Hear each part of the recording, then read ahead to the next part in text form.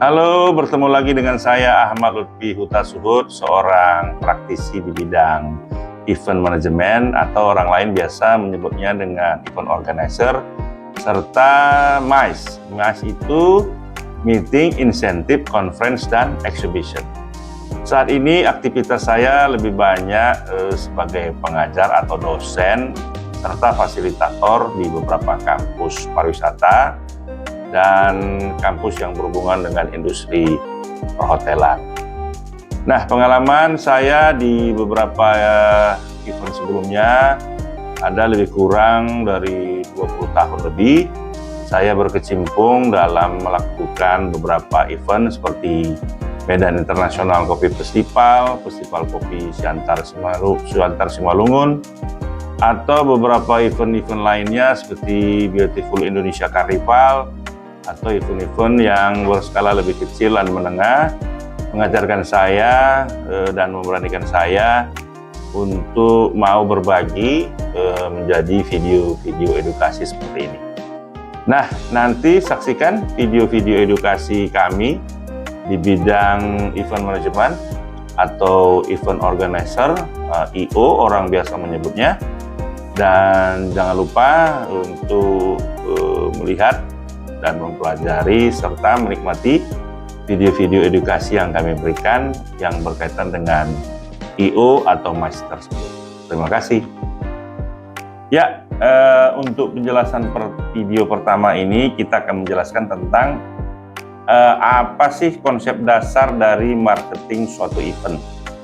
Nah, kalau kita bicara tentang konsep dasar, tentu kita harus menjelaskan apa yang menjadi landasan atau cara berpikirnya ketika kita ingin memasarkan suatu event ya, atau ketika kita diminta atau kita menginisiasi atau membuat event sendiri. Nah, ini perlu kita pahami, marketing event ini adalah seluruh proses untuk mengenalkan, meyakinkan, dan menggerakkan orang agar mau hadir dan mendatangi event yang kita selenggarakan. Tentu berbeda ya kalau kita memasarkan suatu produk atau jasa pada umumnya di suatu perusahaan. Nah, event ini memiliki waktu dan keterbatasan, antara lain mungkin secara geografi untuk tempat, misalnya di lapangan atau indoor. Nah, berbeda ketika kita harus memasarkan atau menjual suatu produk atau jasa di perusahaan kita. Di mana bedanya? Event ini hanya diselenggarakan sekali saja, sementara kalau produk itu bisa berkali-kali. Makanya kita perlu ketepatan waktu dan kita memahami siapa sih yang menjadi target dari suatu event ini. Karena nanti event ini akan membuat pengalaman bagi audiens atau pengunjung. Nah, kesalahan IO pemula pada umumnya tidak memahami bagaimana perbedaan antara kita memasarkan suatu event dengan memasarkan suatu produk atau jasa. Nah, seperti yang saya bilang tadi, ketika kita memasarkan event dengan memasarkan produk, ini jauh berbeda. Di mana perbedaannya? Selain tempat dan waktu yang terbatas, event ini tidak bisa diulang. Nah, makanya yang diutamakan ini adalah pengalaman pengunjung. Jadi ketika kita memasarkan event ini, tidak melulu yang kita pikirkan hanya penghasilan atau penjualan tiket. Nah, sementara ketika kita memasarkan suatu produk, kita bisa melakukannya berulang-ulang, sementara event tidak. Nah, makanya dibutuhkan pemahaman yang mendasar dan jelas agar ketika kita merancang apakah event itu diminta oleh klien kita sebagai IO atau kita menginisiasi memulai suatu event kita sendiri. Nah, pemahaman yang mendasar ini perlu kita dapatkan agar nantinya event ketika kita selenggarakan mempunyai kejelasan arah dan pengalaman yang jelas diperoleh oleh pengunjung.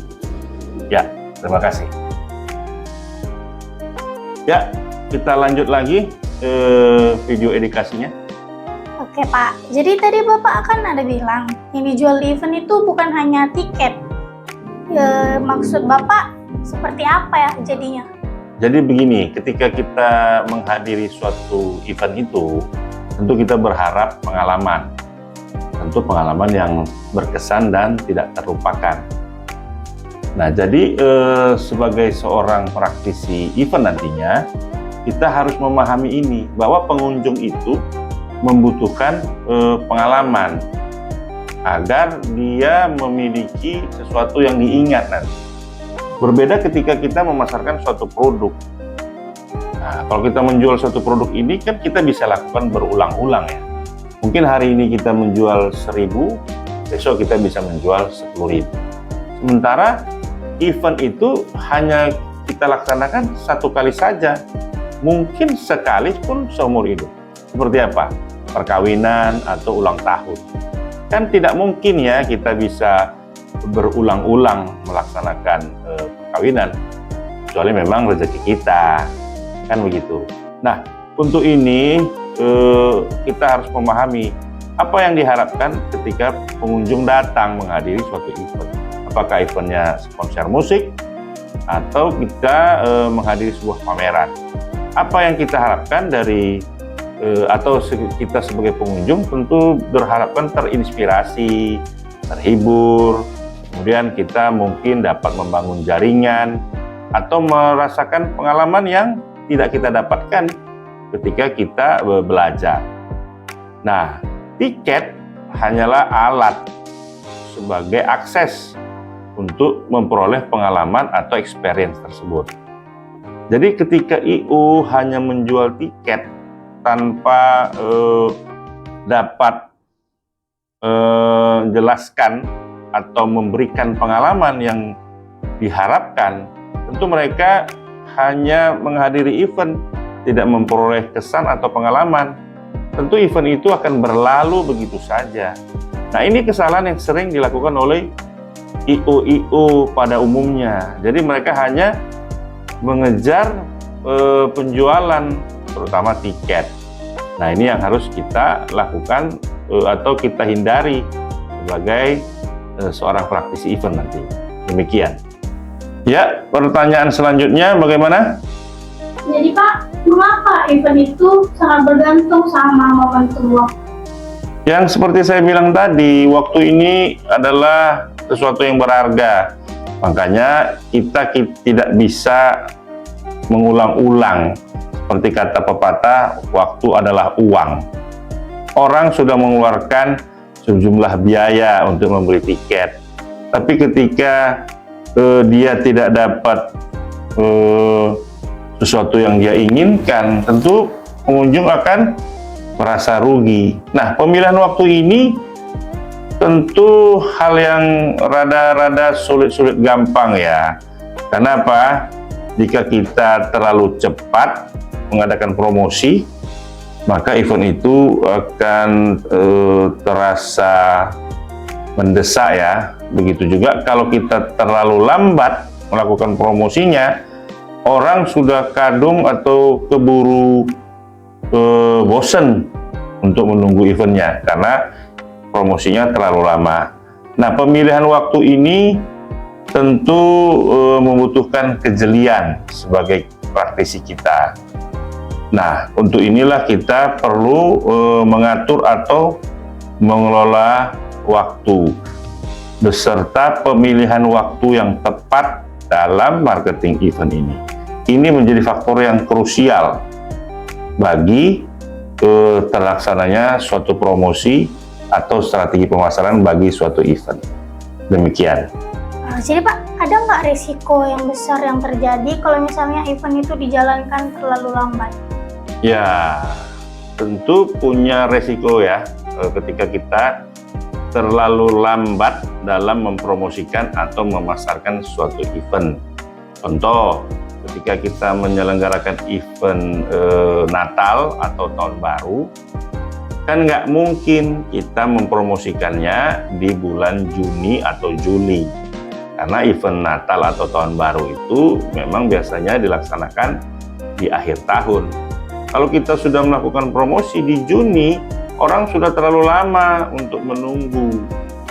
Nah, ini membutuhkan kejelian dan pengaturan waktu dalam mempromosikan event itu. Rentang waktu 6 bulan sebelum event Natal atau Tahun Baru ini membuat orang akhirnya bosan. Karena terlalu lama dia menunggu. Begitu kira-kira. Kenapa Pak relevansi event itu penting untuk menentukan keberhasilan marketing? Ya, tentu kita harus memahami ya, apakah kita ini bisa memilih dulu siapa audiensnya. Apakah event ini untuk remaja misalnya, atau untuk orang tua, atau mungkin juga untuk keluarga. Nah, disinilah letak keterkaitan atau relevansinya dalam menentukan keberhasilan strategi marketing atau promosi eventnya. Nah, event ini membutuhkan ketepatan dalam memaknai siapa yang menjadi target dari event tersebut. Nah, setiap event tentu memiliki target audiens tertentu. Misalnya konser musik, tentu diharapkan audiensnya banyak anak muda. Ketika artisnya memang artis-artis kekinian misalnya, tentu berbeda dengan audiens konser musik juga, tapi konser musik legend misalnya. Tentu yang diharapkan adalah orang tua, di mana mereka memerlukan ingatan ketika menikmati konser musik yang legend tersebut. Gitu kira-kira contohnya. Oke Pak, jadi kan kalau saya lihat dari media gitu kan bilang mindset jualan tiket di suatu event itu harus diubah. Kenapa itu Pak? Ya begini, ketika suatu I.O. atau event manajemen terlalu memaksakan harus menjualan tiket, nantinya sebagai pelaksana event terjebak pada angka penjualan saja atau target sales yang diharapkan. Ini tentunya tidak harus menghilangkan nilai-nilai yang harus dibangun dalam jangka panjang. Contoh, ada suatu event Jakarta yang sudah sangat terkenal seperti Java Jazz atau Jakarta Warehouse Project. Ini event-event yang sangat ditunggu bagi penikmat musik. Nah, kenapa? Karena event-event tersebut memiliki nilai-nilai khusus bagi penggemarnya. Nah, nanti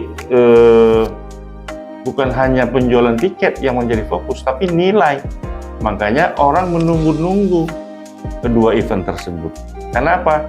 Ada keunikan atau pengalaman yang tidak terlupakan di event-event sebelumnya.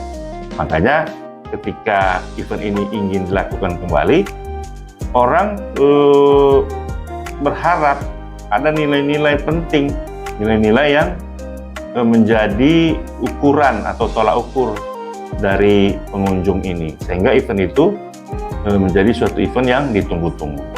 Itu kira-kira. Baik Pak, satu pertanyaan terakhir. Apa itu Pak contoh nilai non-fisik dalam sebuah event? Nah, nilai non-fisik dalam suatu event itu meliputi pengetahuan, inspirasi, rasa percaya diri, pengalaman inklusif, dan kesempatan membangun jejaring. Nah, dalam event edukasi misalnya, nilai utamanya bisa berupa wawasan praktis yang langsung bisa diterapkan. Dalam event hiburan, nilai utamanya bisa berupa emosi senang dan kebersamaan atau happiness. Nilai-nilai inilah yang harus diterjemahkan dalam pesan marketing suatu event, sehingga audiens dapat menangkap manfaat atau apa yang dibayangkan ketika dia menghadiri suatu event nantinya. Demikian. Ya, terima kasih telah menonton video edukasi kami di video sebelumnya. Jangan lupa saksikan video kami berikutnya, dan kami berharap kamu semua dapat menarik manfaat dari video-video kami ini. Saksikan video kami selanjutnya. Terima kasih.